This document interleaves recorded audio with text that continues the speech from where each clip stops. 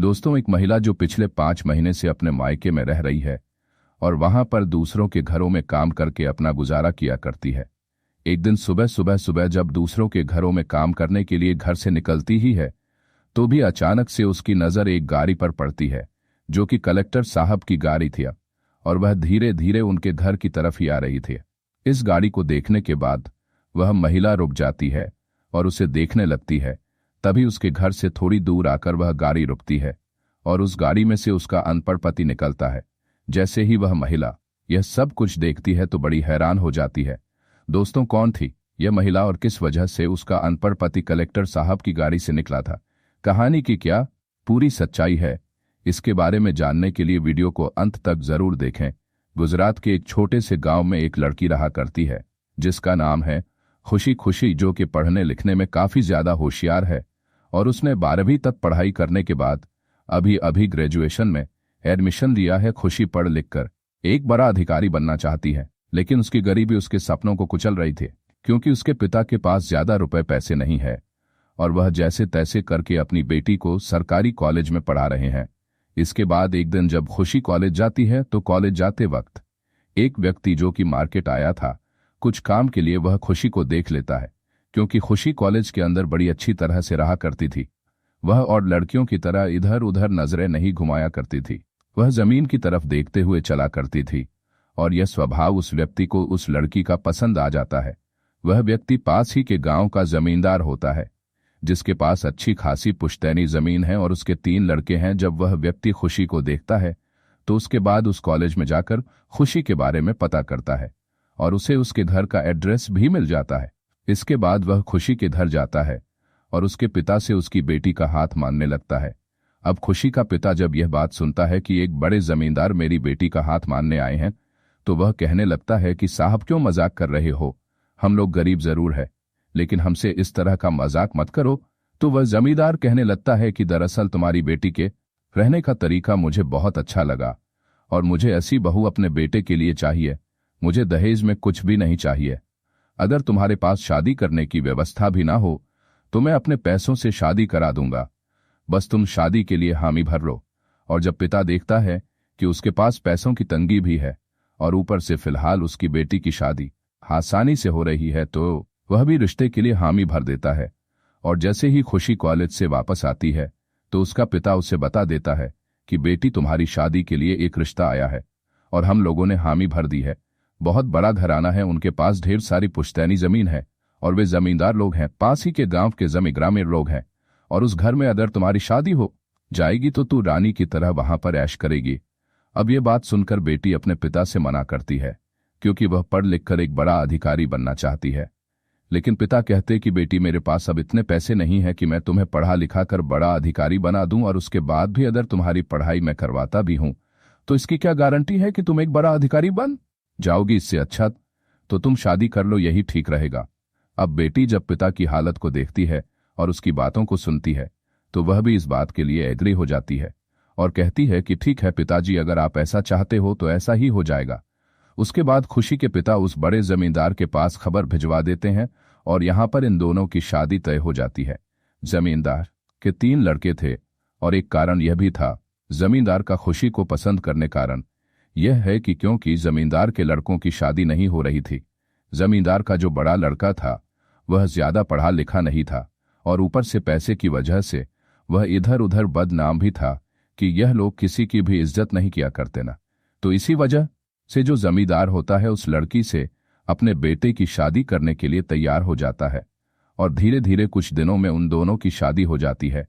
शादी होने के बाद जो खुशी है वह घर के अंदर आती है और अच्छी तरह से घर के अंदर रहने लगती है और अपने सास ससुर का ख्याल रखा करती और अपने पति की इच्छाओं का सम्मान किया करती। वह एक बार अपने पति राहुल से कहती है कि मुझे पढ़ाई लिखाई करनी है, अगर आप मुझे आगे की पढ़ाई करा दो तो बहुत ही अच्छा होगा। लेकिन उसका पति राहुल जो बार हवीन फेल था वह उसे साफ साफ मना कर देता है और कहता है कि हमारे पास रुपए पैसों की कोई भी दिक्कत नहीं है तो तुम्हें आगे की पढ़ाई करने की कोई भी जरूरत नहीं है।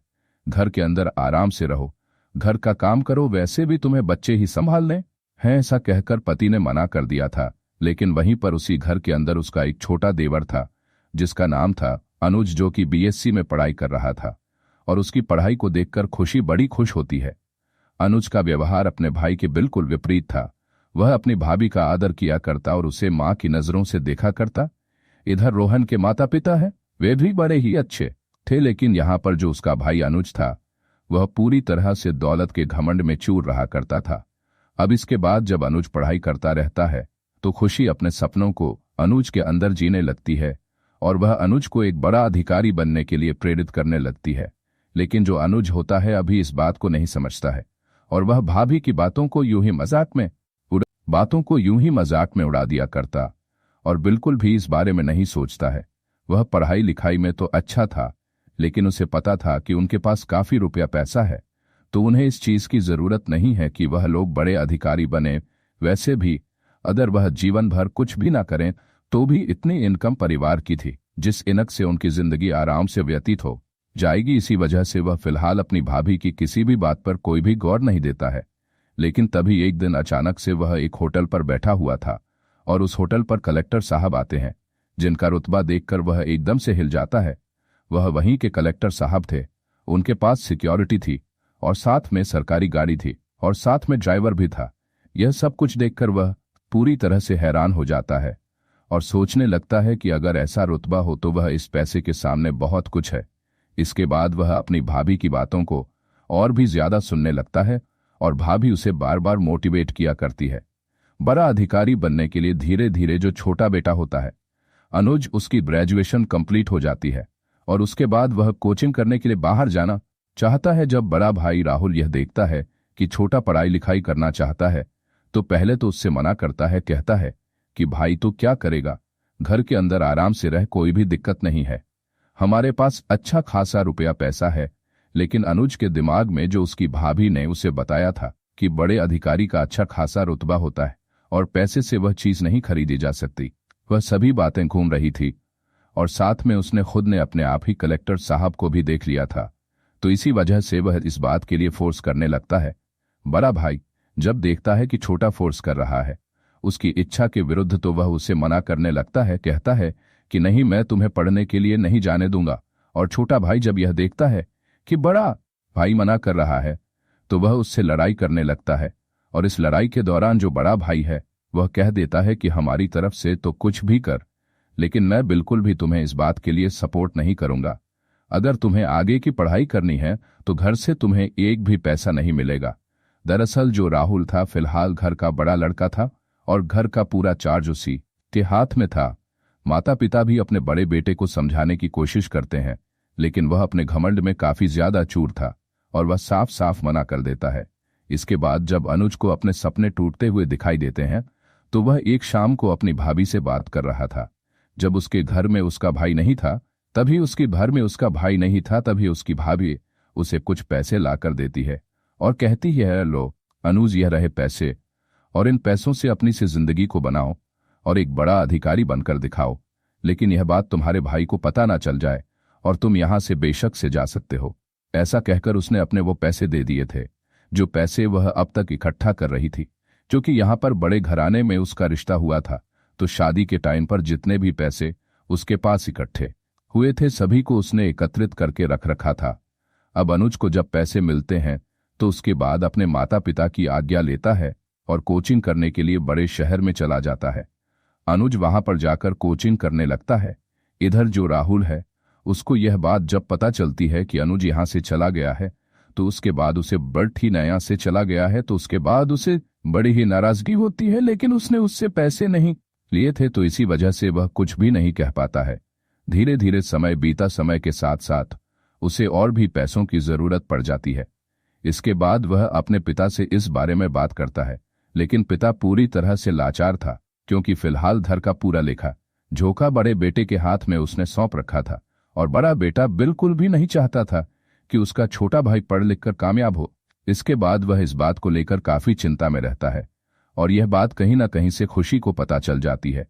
जब खुशी को पता चलता है कि उसके देवर को पैसों की जरूरत है तो इसी वजह से खुशी अपने ससुर जी को अपने गहनों को निकाल कर दे देती है, जो गहने उसके ससुर ने उस पर चढ़ाए थे, और कहती है कि इन गहनों को ले जाओ और इन्हें बेचकर अनुज को दे देना ताकि वह पढ़ लिख कर एक बड़ा अधिकारी बने। अब ये सब देखकर सास ससुर की आंखों में आंसू आ गए थे और वह अपनी बहू को धन्य बताते हैं और कहते हैं कि बेटी जरूर हमने कोई अच्छे कर्म किए होंगे जो तू हमारे परिवार में आई है। अगर तू नहीं होती तो बेटे की पढ़ाई बिल्कुल भी नहीं हो पाती। इसके बाद जो अनुज का पिता होता है और बेचने के बाद अनुज के पास पैसे पहुंचा देता है, वह सभी लोग इस बात को बड़े लड़के यानी कि राहुल से छुपा लेते हैं और चुपके से उस परिवार में यह सब कुछ होने लगता है। धीरे धीरे समय बीतता है और समय के साथ साथ जो अनुज होता है वह एक कलेक्टर बन जाता है और उसके बाद वह वहीं से ही यानी कि यहाँ पर वह वापस नहीं आया था और वहीं से ट्रेनिंग के लिए भी चला गया था। अनुज ने अपने परिवार में यह बात नहीं बताई थी कि वह कलेक्टर बन चुका है और चुपके से ट्रेनिंग करके वह घर वालों को सरप्राइज देना चाहता था।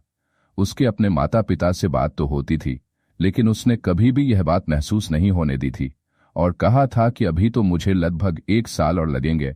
इसके बाद जब रोहन के पिता उसे पैसों के लिए पूछते हैं तो वह मना कर देता है क्योंकि उसे पता है कि उसकी भाभी उसके लिए पैसों का इंतजाम करने के लिए बहुत कुछ संघर्ष कर रही है। तो इसी वजह से वह ट्रेनिंग के टाइम में मना कर देता है क्योंकि फिलहाल उसको सैलरी मिला करती है और वह कह देता है कि अब आपको पैसे देने की जरूरत नहीं है, अब मेरा ज्यादा खर्चा नहीं आता, मैं यहीं से अपना इंतजाम कर लिया करता हूं। उसके बाद धीरे धीरे उसकी ट्रेनिंग जब 1.5 साल की कंप्लीट हो जाती है तो उसी दौरान यह सभी बातें राहुल को पता चल जाती है कि उसकी की पत्नी ने अपने वह पैसे भी दे दिए और साथ में सारे के सारे जेवर भी बेच दिए अपने देवर को पढ़ाने के लिए, क्योंकि शाम के समय माता पिता इस बारे में बात कर रहे थे कि हमारी बहू कितनी अच्छी है। और यह सभी बातें राहुल चुपके से सुन लेता है। जब इन बातों को सुनता है तो माता पिता पर चिल्लाने लगता है और ऊपर से अपनी जो पत्नी होती है उस पर पिटाई लगा देता है। कहता है कि जब मैंने मना किया था तो तुमने उसके लिए पैसे क्यों दिए थे? क्या मैं कुछ भी नहीं हूं और तूने मेरा कहा क्यों नहीं माना? खुशी उसको बहुत ज्यादा समझाने की कोशिश करती है और कहती है कि पढ़ाई के अंदर बहुत ज्यादा गुण होते हैं, अगर वह अच्छी तरह से पढ़ जाएगा तो लोग तुम्हारी और भी ज्यादा इज्जत करने लगेंगे और तुम्हारा चारों तरफ नाम हो जाएगा। लेकिन जो राहुल होता है उसके दिमाग पर पागलपन का भूत सवार था और ऊपर से वह 12वीं फेल भी था, तो इसी वजह से उससे यह बात सहन नहीं होती है और वह अपनी पत्नी को रात के समय धक्के देकर घर से बाहर निकाल देता है। ये सब कुछ देखकर जो राहुल के माता पिता है उन्हें बुरा तो बहुत लगता है लेकिन बेटे के सामने वह कुछ भी नहीं बोल पाते हैं और चुपचाप ऐसे ही घर के अंदर रह जाते हैं।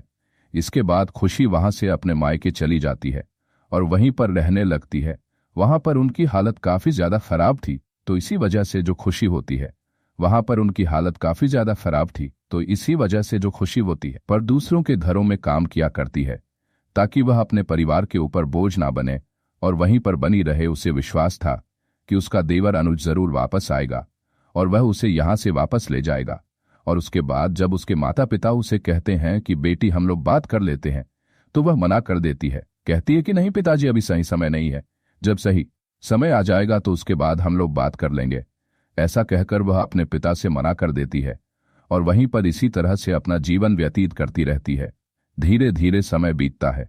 समय के साथ साथ जो उसका देवर होता है अनुज, उसकी ट्रेनिंग का कंप्लीट हो जाती है और ट्रेनिंग कंप्लीट होने के बाद उसकी पोस्टिंग एक डिस्ट्रिक्ट में हो जाती है। वहां पर उसे सरकारी आवास भी मिला था साथ में सरकारी गाड़ी और सिक्योरिटी भी मिली थी। इसके बाद वह अपने घर वालों को इस बात का सरप्राइज देने के लिए अपनी सरकारी गाड़ी में बैठता है और सीधा वहां से अपने घर पहुंच जाता है। गांव के अंदर जैसे ही अनुज की गाड़ी घुसती है तो उसके बाद लोग इस पर निगाह डटा लगते हैं कि कोई बड़ा अधिकारी है और धीरे धीरे उसके पीछे पीछे चलने लगते हैं। जैसे ही वह अपने घर पर आकर गाड़ी से उतरता है तो सभी लोग इस बात को देखकर हैरान हो जाते हैं और लोगों में कानाफूसी होने लगती है। काफी ज्यादा लोग वहां पर इकट्ठा हो गए थे और इसके बाद अनुज जैसे ही अपने घर में घुसता है तो घर में उसका भाई था और उसके माता पिता थे। सबसे पहले वह अपने भाई के पैर छूता है और कहता है कि भैया, आप चाहे कितने ही नाराज हो मुझसे, लेकिन आप मेरे बड़े भाई हो और आपका दर्जा मेरे लिए पिता समान है, क्योंकि अगर भाभी नहीं होती तो मैं यह कामयाबी बिल्कुल भी हासिल नहीं कर पाता।